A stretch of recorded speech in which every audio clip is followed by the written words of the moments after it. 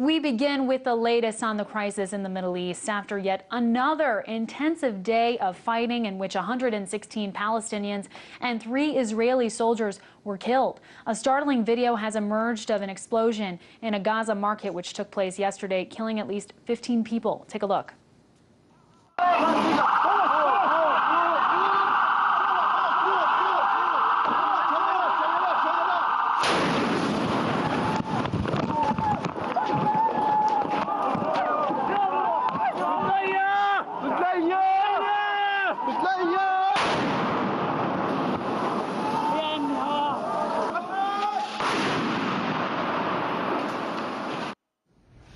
In total, the conflict, which is now in its 4th week, has claimed the lives of over 1,400 Palestinians, mostly civilians, and 58 Israelis, 55 of which were soldiers and 3 of which were civilians.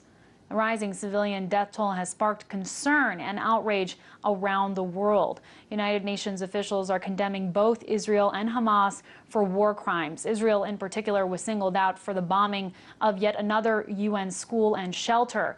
Commissioner General of the UN Relief and Works Agency, Pierre Crayemble, spoke about the recent school bombing, saying, "I condemn in the strongest possible terms this serious violation of international law by Israeli forces. This is an affront to all of us, a source of universal shame. Today, the world stands disgraced." UNRWA had been operating the school, which was acting as a shelter before being hit with the artillery. Opinions are running hot here in the U.S. as well. Speaking at a Christians United for Israel banquet, South Carolina Senator Lindsey Graham made these rather bold statements. Don't ever turn your back on Israel, because God will turn his back on us. The reason we're here tonight, our job is to speak truth to power. Tell the United Nations, shut up.